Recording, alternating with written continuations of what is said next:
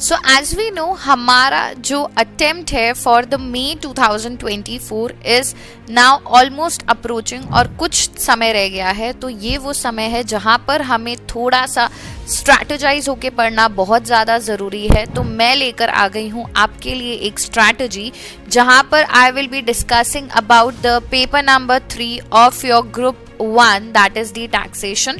अगर आप इस स्ट्रैटेजी को प्रॉपरली फॉलो करते हैं तो मिनिमम 50 मार्क्स आप आराम से क्या कर सकते हैं, स्कोर कर सकते हैं।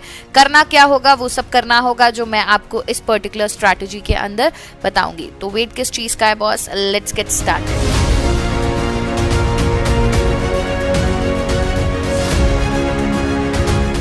Okay, so firstly starting with the part 1 of your paper जो कि है income tax, right. Now as we know जब भी टैक्सेशन सब्जेक्ट माइंड में आता है so these two particular portions that is income tax and GST बहुत ही ज्यादा हमें परेशान कर देते हैं। तो सबसे पहले जब भी बेटा आप प्रिपेयर कर रहे हो start with the GST. GST portion जो है वो आपको इजिली मार्क्स स्कोर करने में हेल्प करता है, बट इसका मतलब ये बिल्कुल भी नहीं है कि आपको इनकम टैक्स को छोड़ देना है। तो इसलिए पहले मैं आपको इनकम टैक्स की स्ट्रैटेजी जो है बता देती हूँ कौन कौन से वो एरियाज हैं जहां पे आपको थोड़ा सा ज्यादा फोकस करना है, जहां पे मार्क्स स्कोर करना कंपैरेटिवली आप थोड़े से एफर्ट्स लगा कर भी वो चैप्टर्स को आराम से प्रिपेयर कर सकते हैं। So first topic is the residential status and scope of total income. Now ये जो टॉपिक है ना बेटा हर बार हर अटेम्प्ट में देखा गया है कि मिनिमम 4 टू मैक्सिमम 6 मार्क का क्वेश्चन जो है वो इस एरिया से आता ही आता है। So we have some important areas discussed in this particular chapter that is section number 6 जहां पे आप रेसिडेंशियल स्टेटस वाला जो एरिया है उस पर अच्छे से फोकस करिए। ठीक है, रेसिडेंशियल स्टेटस के बाद स्कोप ऑफ टोटल इनकम में we have the section number 5 and section number 9 जहां पे आपको बहुत ज्यादा कॉशियस रह के उस पर्टिकुलर प्रोविजन को अच्छे से प्रैक्टिस करना है। ना मैम हम पढ़ तो लेंगे, प्रैक्टिस भाई परफेक्ट प्रैक्टिस है ना, जहां पर अंडर वन रूफ आपको सारे के सारे questions whether it is of ICI module, whether it is of RTPs, MTPs, past year exam questions, हर तरीके के क्वेश्चंस आप अंडर वन रूफ एक ही बुक से प्रैक्टिस कर सकते हैं। ठीक है, तो आप परफेक्ट प्रैक्टिस करिए, you will get the surety कि हाँ आपको ये चैप्टर जो है बहुत अच्छे से कवर हो गया।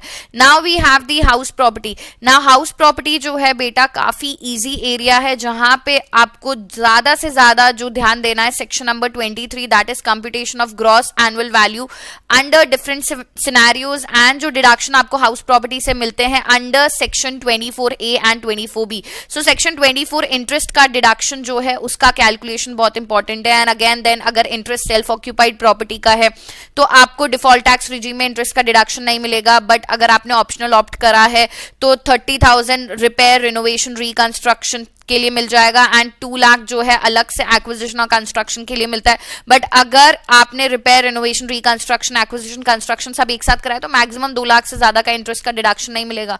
तो ये अंडरस्टैंडिंग यहाँ पे होना बहुत जरूरी है ना। आईएफओएस देखो कई बार आप देखोगे आईएफओएस एंड हाउस प्रॉपर्टी को मर्ज करके, income from other sources and house property को मर्ज करके एक क्वेश्चन एग्जाम में आ जाता है। इस टाइप के क्वेश्चन आपको परफेक्ट प्रैक्टिस में भी देखने को मिल जाएंगे। ठीक है, so house property and income from other sources is another important area. Now again बेटा क्लबिंग एंड सेट ऑफ, ये दोनों जो पर्टिकुलर चैप्टर्स है ना इनकी इंपॉर्टेंस को हर बार इग्नोर किया जाता है। हर बार ऐसे देखा जाता है अरे यार क्लबिंग तो छोटा है, अरे यार सेट ऑफ कैरी फॉरवर्ड तो क्वेश्चन आएगा नहीं आएगा, but in every single attempt minimum 4 to maximum 8 marks का पोर्शन इस एरिया से आता हुआ हमने कई बार हर ऑल्टरनेट अटेम्प्ट में देखा है। एक बार क्लबिंग आ जाता है सीधा 6 मार्क्स का, एक बार क्लबिंग आ जाता है सीधा 4 मार्क्स का, या सेट ऑफ आ जाता है सीधा 4 मार्क्स का या 6 मार्क का। तो हमें ये एरिया जो है ना जहां पे हमें इतने ज्यादा एफर्ट्स नहीं डालने हैं, but again when we are practicing same, ठीक है, you can refer the perfect practice question, mix merge question भी देखा गया है एंड परफेक्ट प्रैक्टिस में आपको इन दोनों ही चैप्टर्स के मिक्स मर्ज क्वेश्चंस भी देखने को मिल जाएंगे। मतलब एक ही क्वेश्चन के अंदर some points are regarding the clubbing and some points are regarding the set off, and again what is this the amount of losses that can be the carry forward। तो again आप perfect practice के questions को अगर practice कर लेते हैं तो ये एरिया भी आपका बहुत अच्छे से क्या हो जाएगा, सिक्योर हो जाएगा।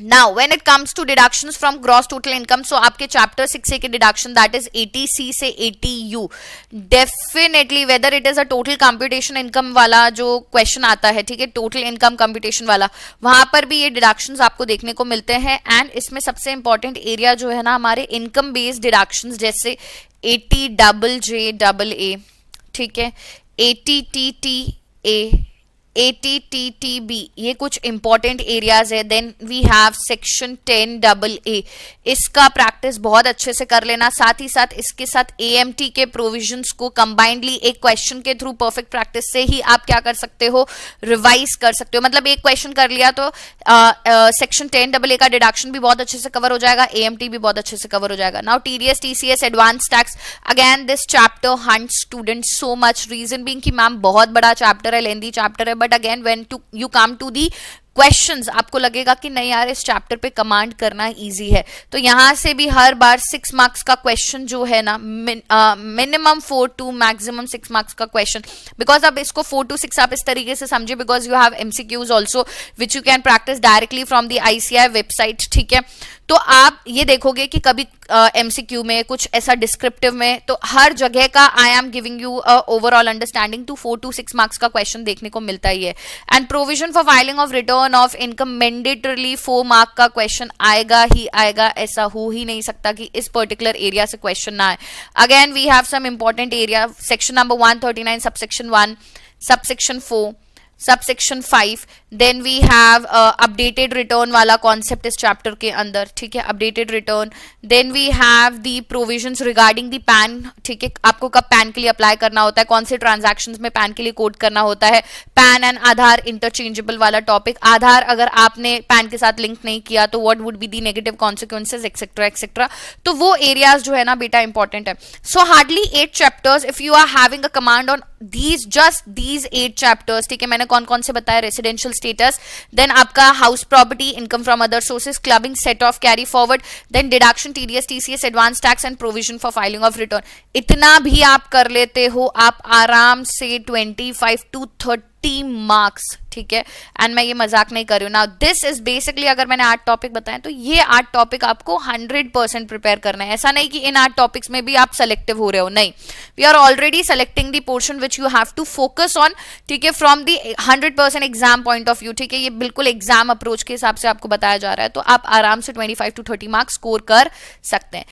Also, if I talk about the important amendments in the income tax, देखो सैलरी में we have the amendment in the rent free accommodation, तो वो पार्ट आपको अच्छे से प्रिपेयर कर लेना है. इनकम फ्रॉम अदर सोर्सेस के अंदर also we have the area regarding which the new methodology has been clarified by the ICI कि कैसे आपको कौन सी पॉलिसीज जो 1 अप्रैल 2023 के बाद इशू की गई हैं जिसके रिस्पेक्ट में एग्जेम्पशन अवेल होती है, कब अवेल नहीं होती है, क्या क्या चीजें आपको देखनी पड़ती है, तो वो एरिया को भी आपको ध्यान से कवर करना है.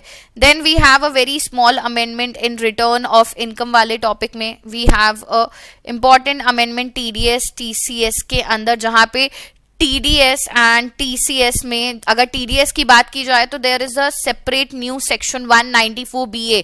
ठीक है, विनिंग फ्रॉम ऑनलाइन गेम्स, वहां पे आपको फोकस करना है. TCS की अगर बात करें तो TCS में हमारा LRS में, ठीक है, we have a rates change. ठीक है, देन OTPP overseas tour package program के केस में, ठीक है, we have basically date in the middle of the year, that is 30 सितंबर 2023. उससे पहले क्या थी, उसके बाद क्या थी, तो ये कुछ इंपॉर्टेंट एरियाज हैं जहां पे आप फोकस कर लेंगे.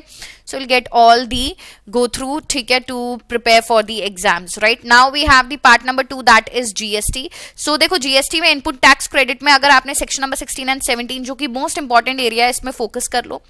जो आपका एग्जेम्पशन वाला एरिया क्लैरिफिकेशंस के साथ आपको पढ़ना है. ठीक है, जो क्लैरिफिकेशंस GST के लिए बोली जा रही है वही क्लैरिफिकेशंस जैसे मैंने आपको अभी इनकम टैक्स के लिए बताई IFOS चैप्टर में, TDS चैप्टर में. ठीक है, so again there are clarifications as well in GST as well. Value of supply भी आपको पूरी तरीके से कवर करना है. Again to practice and get the more understanding of this topic, perfect practice को आप अपना पार्ट बना लीजिए. राइट, सो आपका क्वेश्चंस भी प्रैक्टिस हो जाएगा and again you will be able to revise these portions. TDS TCS accounts and records is an important area. Now coming back to the next topic is place of supply. ठीक है, जो आपको बहुत अच्छे से cover करना है. Return की बात करें तो GSTR 1, GSTR 3B, GSTR 9 जो सबसे ज्यादा इंपॉर्टेंट है. रिवर्स चार्ज सर्विसेज जहां पे section number 9 subsection 3 is the important area. और इससे भी इंपॉर्टेंट है सारे के सारे जो आपके रिसेंट अमेंडमेंट है उसके ऊपर आपका कमांड बहुत अच्छे से होना चाहिए. ICI ने सेपरेटली चैप्टर वाइज जो है ICI की वेबसाइट पे MCQs अवेलेबल है, तो वहां से आप प्रैक्टिस कर सकते हैं. Because again we have an important MCQ MCQ area as well. So this was all about the tax, that is income tax and GST together. I hope this particular part is clear. Now beta, because we are approaching the exam very soon, so we need a strategy जो मैंने आपको बता दिए. तो इस strategy को follow करके आप डेफिनेटली आराम से मिनिमम 50 मार्क्स जो है आपके paper number 3 that is taxation, आराम से उसमें कवर कर सकते हैं. और इस चीज़ को और अच्छे से कवर करने के लिए इनकम टैक्स की marathon of the above chapters is available, जिसका लिंक आपको डिस्क्रिप्शन बॉक्स में मिल जाएगा. साथ ही साथ MCQ की प्रैक्टिस के लिए भी इनकम टैक्स के MCQ की मैराथन और GST के MCQ की मैराथन आपके लिए अवेलेबल है. अगेन इसका लिंक भी आपको डिस्क्रिप्शन बॉक्स में मिल जाएगा. Thank you so much students. I hope this is clear. Bye bye. Take care. Have a nice day.